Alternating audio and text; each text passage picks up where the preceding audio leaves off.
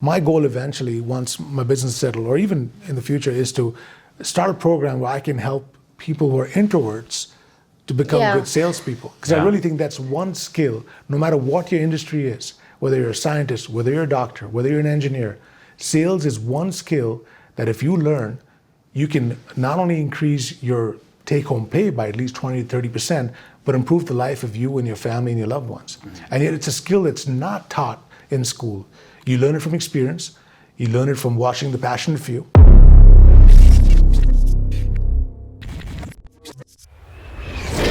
Our motto of our company is California Plastics, Be Human. I heard when I was in plastics that there's two kings to distribution. It's, as a distributor, you have the supplier and you have a customer. But our feeling is it's not just two kings. I think we're here to serve everybody. So we're here to serve our truck drivers, we're here to serve our freight people, our customer service rep, our logistics, and we're grateful, our warehouse people, everyone from even the UPS delivery driver, they all make this possible that we can get products like this to the customer, to the end users. So we're really grateful for them, and I'm also really grateful to my wife who has taken on the role of customer service for our company. And I think she gets that from her experience working in a place you wouldn't think of an actress would work, and I'll let her talk to you about that. Yeah, so when I moved to US, obviously, when our business was outsourced to India, we both were looking for jobs. And I was like, what better way to, introduce myself to American culture than doing a sales job in Zara. So I applied for Zara, made up a resume saying I did so much work in India in this store, that store, wherever I have shopped. You were now the sales manager of it. There. And the manager was very impressed, so she hired me. I worked there for 1 year in 2012. Yeah, and she also won some sales awards. Yeah, wow. That was one of the top salesperson, apparently. I don't know how it that rubbed happened. off. And then that's been my dream, right? My dream has been to how do I, I've been given this skill set of sales, and my goal eventually, once my business is settled, or even in the future, is to start a program where I can help people who are introverts to become good salespeople. Because I really think that's one skill, no matter what your industry is, whether you're a scientist, whether you're a doctor, whether you're an engineer, sales is one skill that if you learn, you can not only increase your take-home pay by at least 20 to 30%, but improve the life of you and your family and your loved ones. And yet it's a skill that's not taught in school. You learn it from experience, you learn it from watching the passionate few, you learn it from Grant Cardone, and others, and then I hope that Ed Milet and others, and I hope that, and of course Tony Robbins and other sales geniuses, and I hope that one day I'm able to give back and help people who are introverts. That's my biggest challenge, to go out and get those selling skills. From the legend Abby G. Abby G, the selling machine, the Indian Grant Cardone. I love it. Now let's zoom in on that. What advice would you give for people, introvert or not? I know introverts probably struggle with it more, but what advice would you give for people who maybe are running their own business or side hustle and want to improve their sales skills, and maybe they're okay or decent or good, or maybe they suck, but they want to just get a little bit better? Do you recommend listening to sales training stuff, trying stuff, saying your price and staying quiet on the phone, right, so you don't get nervous, right? There's all these little nuances, but what are some quick general pieces of advice that you find more successful salespeople do than people who kind of struggle with sales? So I love how you say it, because it used to irritate the crap out of me, is the golden silence. It's a gimmick where you're trying to sell something. I think in the core, if you actually want to help people, and if you're sincere about that, sales are going to come.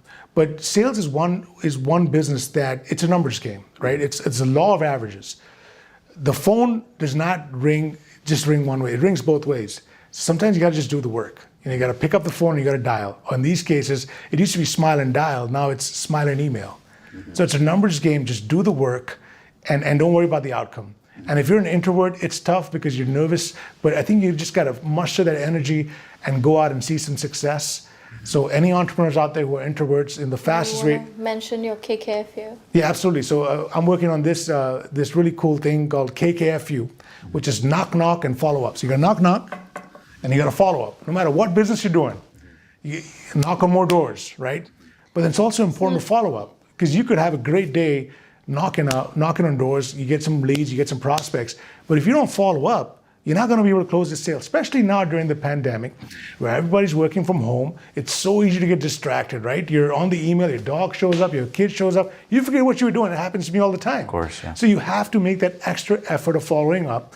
And when you're doing that, you're giving a service to that other person. And why would, if I'm a customer and someone's following up with me and they're helping me solve a problem, why would I not give them my business? Right. The other thing that I learned, at a very early career was, don't let a yes slow you down, but also don't let a no slow you down.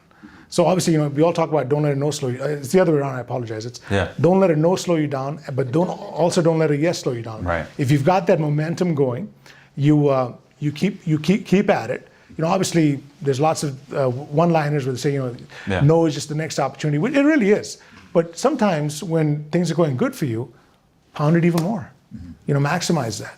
Yeah. So don't let a no slow you down. Don't let a yes slow you down. It's a numbers game. And Grant Cardone actually has a cool line. He said the best time to get a deal is right after you got the last one. Because a lot of people will get a deal or they get a check and they go out to dinner, they go celebrate, they get comfortable, they close one deal. But in reality, it's like, I heard him say that his goal was once he gets a check, he doesn't spend it until he gets the next check. That's so that's permission for him to spend the last commission. So he's constantly earning the right to spend the last amount of money he earns. It's a little mental game. Absolutely, and that's why Grant Cardone's the greatest, right? One of the greatest out there. And another thing that I think which has worked for me, it's for all the entrepreneurs out there, it's prospecting.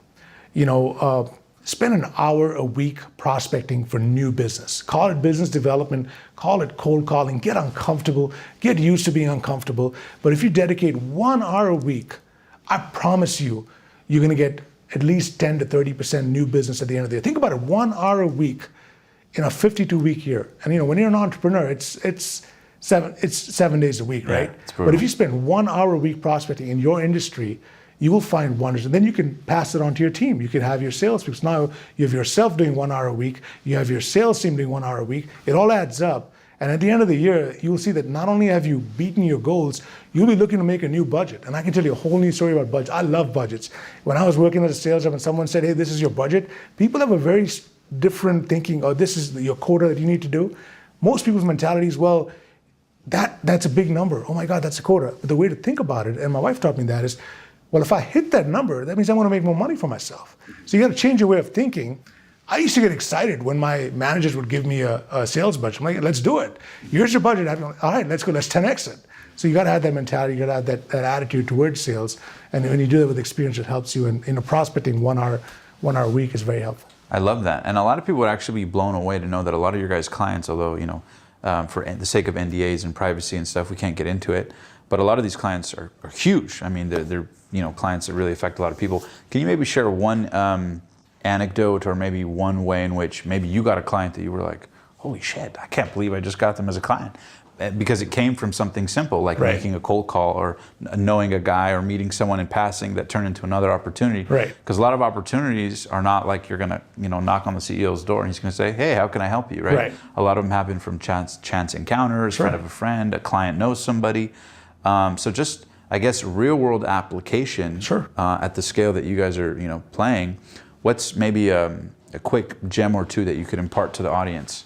So it's how I got into Tesla.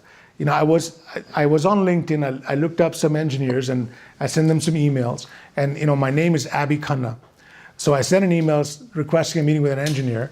I'm guessing they assumed a tall blonde named Abby is walking up. So I got the meeting from a LinkedIn private message. A lot of times people don't check their emails, but they will check their LinkedIn Messenger. So I got really lucky getting a meeting with a senior engineer at Tesla by mentioning my name through LinkedIn, and I got the appointment. I remember when I showed up at the appointment, I walked up and the engineer looked at me and they kind of looked around and he's like, "You're Abby?" I'm like, "Yeah, I'm Abby." So they were probably expecting a tall Swedish blonde and walks in a 6'1" Indian. But it's a great example of how I use LinkedIn. And then of course we were fortunate enough to bring Tesla as a customer to that company. Wow. And that was just you taking initiative to actually follow up on the message. Just getting creative. And then another example is, I was doing one, when I started California Plastics, I had no option. I had no customers. So I had to prospect. So I was prospecting not 1 hour a week, I was prospecting, 5 hours a day. And then I would go and deliver my materials and what have you. And I remember I'd send out an email just a simple email, just to introduce my company. Here's what I do. Here are the products I do, and I would try to send out at least 10 to 100 a day, because it's a numbers game. Sales is a numbers game. And I send this email out, and I go to Texas to go meet a customer, and I'm sitting at the lobby at the customer, and this customer's making me wait. This was a confirmed meeting. It was a customer I knew from a previous experience with them. And I was sitting there, and they made me wait for like 4 hours. So what do? I go on my laptop, open up, start sending emails.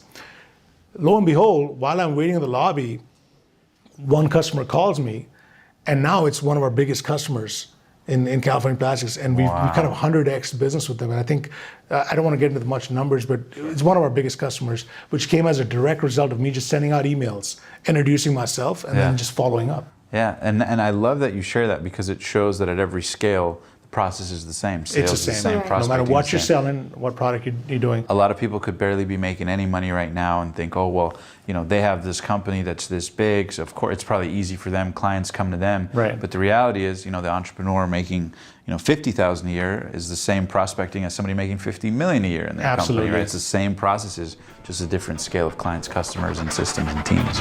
Thank you so much for enjoying this video. And if you found this content valuable, uplifting, and inspiring to take your life and your business to the next level, then I have some exciting news for you. Because the Passionate Few Academy officially launched our brand new on-demand training that you can access absolutely free at www.tpfacademy.com. Right there, you'll learn the #1 way to grow your personal brand or business brand online fast. The same way I've learned from interviewing some of the most successful people on the planet right here on the show who've done exactly that. So again, don't forget to check it out, www.tpfacademy.com. I promise you'll be blown away. And also, don't forget, there's 3 ways you can connect with me further. #1, you can text me absolutely free at the number on the screen right now and send me your most pressing life, business, or branding question, and I'll get back to you as soon as I can.